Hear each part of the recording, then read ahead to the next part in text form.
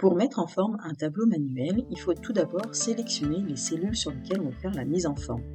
Par exemple, je veux mettre de secteur à ouest sur fond jaune. Donc il faut que je sélectionne secteur jusqu'à ouest, puis que j'aille ici sur accueil, sur le pot de peinture, faire la petite flèche pour sélectionner la couleur que je souhaite et par exemple prendre ce jaune.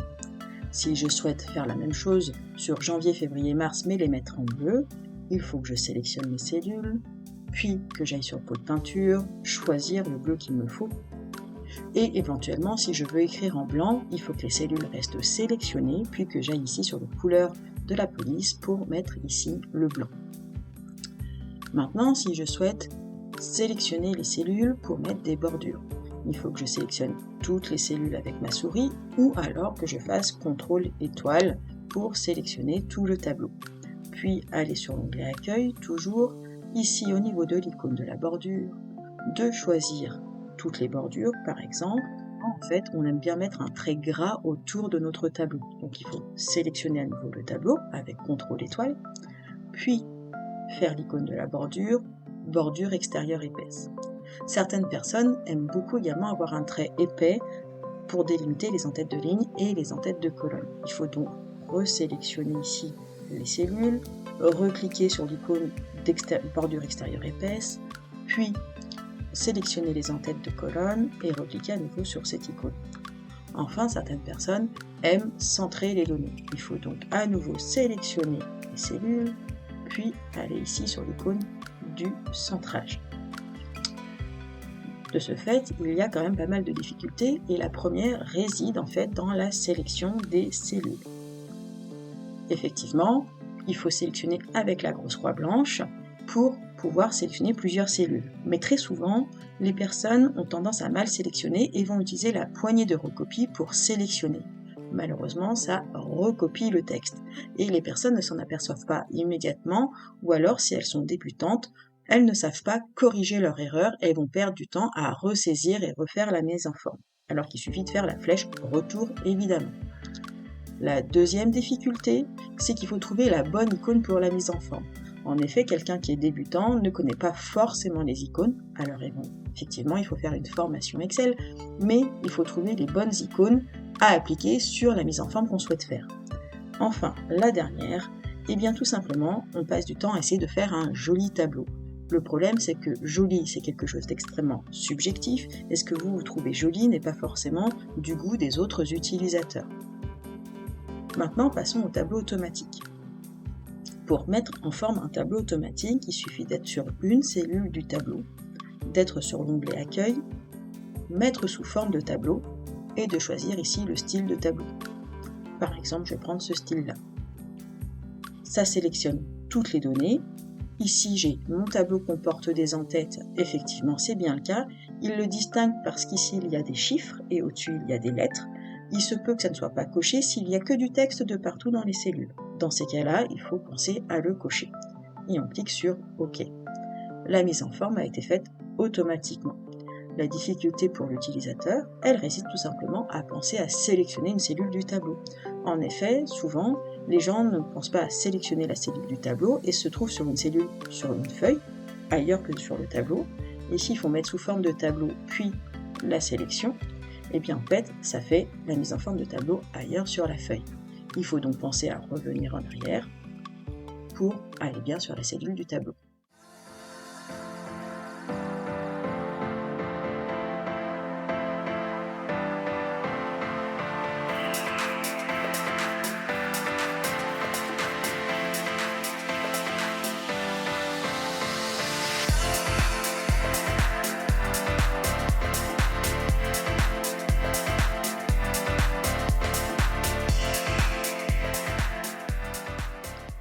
Nous allons voir maintenant comment ajouter une ligne ou une colonne. Pour ajouter une colonne, par exemple, on veut avoir avril. On va aller par exemple sur mars et on va aller tirer avril. Sur un tableau manuel, eh bien en fait, la mise en forme, elle va s'appliquer ici entre les deux cellules, mais la mise en forme ne s'applique pas sur les cellules en dessous de avril. Il y a une excellente raison à ça, c'est tout simplement que c'est nous qui faisons la mise en forme, mais en aucun cas nous avons ordonné à Excel d'agir comme un tableau. Nous allons le constater avec le tableau automatique. Ici, je vais donc sur le tableau automatique sur la cellule de mars, puis je vais aller étirer vers la droite avril. Et là, la mise en forme se fait bien sûr au niveau du mot avril, mais sur toutes les cellules qui se trouvent en dessous dans la colonne. Tout simplement parce que lorsque nous avons fait la mise en forme du tableau automatique, en cliquant mettre sous forme de tableau, eh bien nous avons ordonné à Excel d'agir comme un tableau. Donc il va appliquer des mises en forme automatiquement sur toutes les cellules, dans les colonnes et bien sûr dans les lignes. Revenons sur le tableau manuel. Il faut donc de ce fait passer du temps à aller sélectionner les cellules, à aller mettre les bordures, à aller changer également les notions de bordure épaisse, donc il faut tout resélectionner. Puis il faut aussi remettre la bonne bordure ici. Alors après on peut passer par autre bordure, mais souvent les gens passent par toutes les bordures, donc après il faut resélectionner à nouveau. Et donc avec le risque bien entendu, eh bien en fait de mal sélectionner les cellules et surtout le risque de perdre beaucoup de temps. Pour insérer une ligne, eh bien pour insérer une ligne, on va faire par exemple un clic droit ici au niveau de la feuille, insérer, et là nous avons inséré une ligne. Le hasard peut que la mise en forme soit correctement faite ou alors pas du tout. Les difficultés donc pour l'utilisateur, dans un premier temps, eh bien c'est bien sûr de changer les bordures surtout si elles sont en gras, puis bien sûr d'appliquer la mise en forme sur les nouvelles cellules et donc de perdre du temps. Concernant le tableau automatique, on a donc constaté que l'ajout de la colonne était très facile. Concernant la ligne, faisons la même manipulation, clic droit sur le numéro de la ligne et insérer une ligne. Eh bien la mise en forme s'applique automatiquement. En effet, le style de tableau que j'ai choisi est en couleur une ligne sur deux en bleu. Et donc vous voyez que ça s'est décalé automatiquement. Je reviens en arrière pour bien que vous le constatiez. Le secteur Est est en bleu. Si j'insère une ligne, eh bien le secteur Est passe en blanc et la nouvelle ligne est en bleu. La difficulté pour l'utilisateur, eh bien tout simplement, il n'y en a aucune.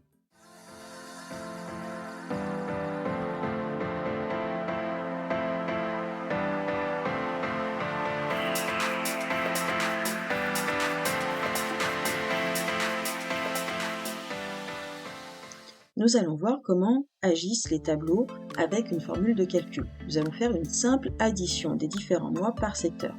Dans le tableau manuel, on va se positionner en dessous du mot addition. On va faire égal pour dire que nous allons faire un calcul. Sélectionner la cellule C6 qui contient 10, plus D6, plus E6, plus F6. C6, D6, E6 et F6 sont des noms de cellules, ça s'appelle des références relatives. Pour valider la formule, nous allons faire la touche Entrée ou faire la petite coche verte au niveau de la barre de formule. Comme nous sommes dans un tableau manuel, la formule ne se recopie pas sur les cellules en dessous dans la colonne. Tout simplement parce que d'un point de vue Excel, nous ne sommes pas dans un tableau et il ne voit aucune raison d'agir en tant que tel. Comment ça se passe dans un tableau automatique? On va faire exactement la même chose, le signe égal. On va sélectionner le 10 dans la cellule C6, mais contrairement à un tableau manuel, il va nous mettre le nom de l'entête de colonne. La syntaxe, les crochets signifient colonne, arrobase signifie adresse. Nous allons donc additionner ce qui se trouve à la colonne adresse janvier, plus, et là donc février, plus, mars, plus, avril. En faisant la touche Entrée ou la coche verte de la barre de formule, eh bien cela va valider la formule, mais surtout ça va l'appliquer sur la totalité de la colonne. Tout simplement parce que nous avons fait mettre sous forme de tableau au départ et nous avons donc ordonné à Excel d'agir comme dans un tableau. Quelles sont donc les difficultés pour l'utilisateur? Première difficulté, eh bien tout simplement, c'est d'aller étirer la formule sur toutes les cellules de la colonne. Il faut donc bien aller sélectionner la cellule, puis aller sur la poignée de recopie, soit étirer avec la souris, soit double-cliquer sur la poignée de recopie pour que ça se recopie de partout. Deuxième difficulté, il faut comprendre la formule avec les références de cellules. En effet, ici, on parle un peu en code de bataille navale. Ce sont donc des références relatives et pour quelqu'un qui est débutant, ce n'est pas très pratique, contrairement au tableau automatique. Enfin, troisième difficulté, la formule qui ne se copie pas quand il y a une insertion de ligne. Parfois ça se copie, parfois non. Exemple, si j'insère une ligne ici entre nord et sud, que je tape quelques valeurs, et bien ici, ma formule ne s'est pas étirée. Il faut donc que je retourne sur la formule ici, puis que j'aille recopier la formule. Au niveau du tableau automatique, quelles sont les difficultés pour l'utilisateur? Eh bien tout simplement, aucune. En effet, si j'insère une ligne, par exemple ici, eh bien la formule est déjà recopiée automatiquement. Elle est actuellement à 0, tout simplement, eh bien parce que je n'ai pas encore saisi de valeur. Si j'ajoute une valeur, eh bien ça se recalcule tout seul.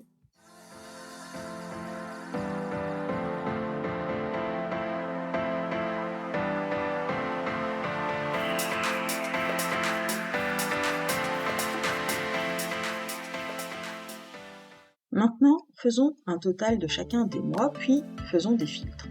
Donc pour le tableau manuel, nous allons sélectionner les 5 cellules qui se trouvent en dessous des colonnes. Nous allons aller sur l'onglet Accueil, puis sur la fonction Somme automatique. Nous allons faire exactement la même chose sur le tableau automatique. Nous allons sélectionner les 5 cellules qui se trouvent en dessous du tableau des colonnes, puis aller sur l'onglet Accueil et sur la fonction Somme automatique. La constatation est la suivante, c'est qu'il y a déjà une mise en forme qui s'applique sur la ligne des totaux dans le tableau automatique. Il suffit simplement maintenant de marquer par exemple total. Alors que sur le tableau manuel, il n'y a pas de mise en forme, c'est à nous d'aller le faire. Et on va marquer total.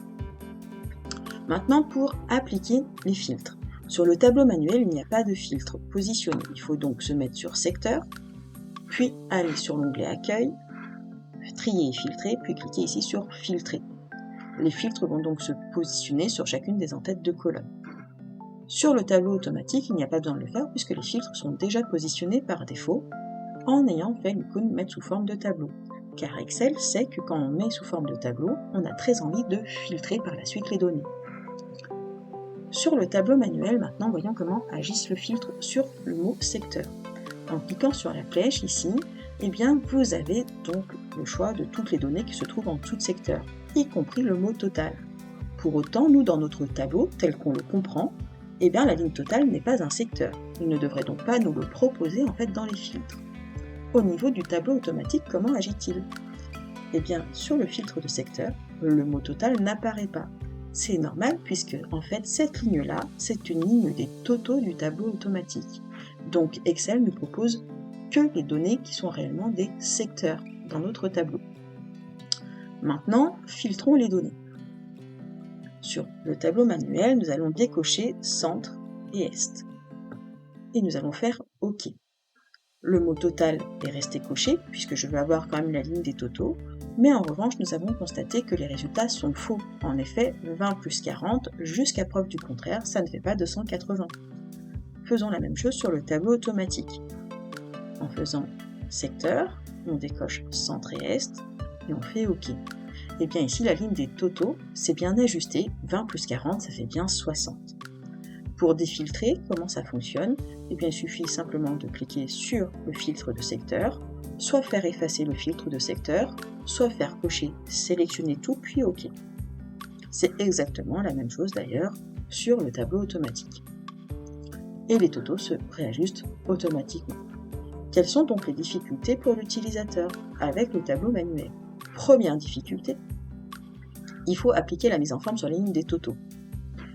Il faut donc sélectionner les cellules et avoir toutes les difficultés que nous avons déjà vues au préalable. Deuxième difficulté, il faut trouver l'icône pour mettre les filtres sur les en-têtes. L'utilisateur qui est un petit peu débutant ne connaît pas forcément accueil, trier et filtrer et l'icône filtrer. Autre difficulté, et surtout pas des moindres, c'est que les résultats sont faux en fonction des filtres que nous avons faits. Et sachant que de ces résultats-là peuvent être déclenchés des actions, eh bien nous avons de grosses sources d'erreurs par la suite. Au niveau du tableau automatique, quelles sont les difficultés pour l'utilisateur? Eh bien, aucune.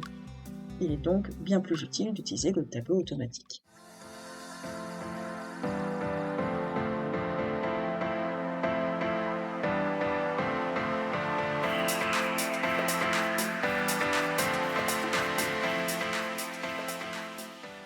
Maintenant, je souhaite sélectionner uniquement les lignes de données, sans les lignes d'en-tête et sans la ligne totale pour éventuellement faire un copier-coller dans un autre tableau. Comment ça se passe dans un tableau manuel? Eh bien en fait, je n'ai pas d'autre solution que d'utiliser ma propre souris pour sélectionner les données. Mais si le tableau est très grand, eh bien je vais mettre un certain temps avec des risques d'erreur. Par exemple, je vais pouvoir peut-être relâcher avant la colonne addition, ou alors je vais prendre la ligne totale plus des lignes en dessous, ou des comme ça, ou alors pire, le déplacement de cellules, c'est-à-dire que je relâche et là je déplace des trucs. Et je fais en plus OK, et je fais donc une grosse bêtise. Sur le tableau automatique, eh bien en fait je me mets sur une cellule des lignes de données et je fais tout simplement CTRL A pour sélectionner les lignes de données. Les lignes d'en-tête ne sont pas sélectionnées, la ligne des totaux non plus, et j'ai simplement besoin de faire un copier-coller pour mettre dans mon nouveau tableau. Quelles sont donc les difficultés pour l'utilisateur dans un tableau manuel ? Première difficulté, eh bien, c'est qu'on est obligé d'utiliser la souris pour sélectionner. Et quand on n'est pas très à l'aise avec l'ordinateur, ce n'est donc absolument pas pratique. Deuxième difficulté, eh bien, erreur possible de déplacement des cellules. Et là, ça peut être vite le suraccident car les gens essayent de redéplacer au lieu d'annuler leur dernière manipulation. Au niveau du tableau automatique, la difficulté pour l'utilisateur, eh bien, il n'y en a aucune en utilisant, bien entendu, la touche de raccourci CTRL A.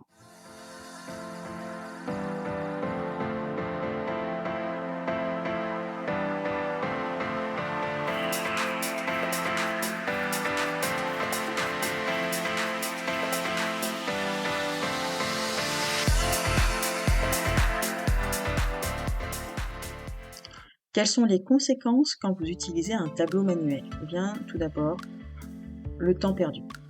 Environ 135 heures par an par utilisateur, c'est une moyenne, bien entendu, vous pouvez perdre moins, vous pouvez perdre plus, mais à cause de ça, vous perdez énormément de temps. Ça génère entre 85 à 95% d'erreurs, c'est quand même pas anodin. Quelles sont les erreurs qui sont générées ? Les erreurs de saisie, alors ça, bien sûr, c'est incompressible, si vous ne faites pas attention, on ne peut pas faire autrement. Les erreurs de conception de formule, il faut savoir ce que vous souhaitez calculer, évidemment, mais là où ça devient très conséquent, c'est les erreurs de sélection pour faire les mises en forme. Nous l'avons constaté, on peut déplacer les cellules, on peut recopier des valeurs alors qu'il ne le fallait pas et donc modifier d'autres valeurs. Et puis, ça ne recopie pas les formules dans la colonne. Nous avons vu qu'en faisant une formule addition, eh bien ça ne se recopiait pas dans la colonne addition. Il faut donc penser à les tirer. Et enfin, nous avons vu que la ligne des totaux pouvait être fausse en fonction des filtres que nous avons faits. Les conséquences sont donc assez dramatiques quand vous faites un tableau en mode manuel. En tableau automatique, quelles sont les conséquences ? Eh bien, on a vu que majoritairement aucune, et en fait, il n'y a que 5 à 15% d'erreurs qui sont générées par les choses suivantes, les erreurs de saisie. Ça, à partir du moment où il y a une interface humaine, nous ne pouvons pas faire autre chose que d'avoir une possibilité d'erreur. Et les erreurs de conception de formule. Si on fait mal la formule de calcul, Excel ne nous corrigera pas forcément. Si on ne sait pas qu'on veut faire une addition avec un plus et qu'on met par exemple le signe multiplié, et Excel ne va pas nous corriger. Il est donc largement préférable d'utiliser les tableaux automatiques quand vous utilisez Excel.